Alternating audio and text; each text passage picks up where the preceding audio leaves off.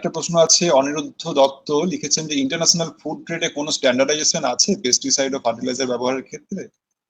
Standardisation তো আছে বটেই, কিন্তু সিআর মানেটা কি? হ্যাঁ, আমাদের হয়তো পেস্টিসাইডের মাত্রা হয়তো বেঁধে দেওয়া হয় যে ঠিক আছে একটা ছোট্ট যে ওয়ার্ম যেটা বা যে ইনসেক্ট যেটা, ইনসেক্টিসাইডস হিসেবে আমরা যাকে হয়তো যে যতটুকু মাত্রাতে হয়তো সেটাকে মেরে ফেলা যাবে বা সেটাকে কাবু করা যাবে, কোন মানে ওই পেস্টিসাইডস এর বিক্রেতা সেটাকে মানবে? সে বলতে তো চাষিকে আরো বেশি করে দাও, বেশি করে দাও।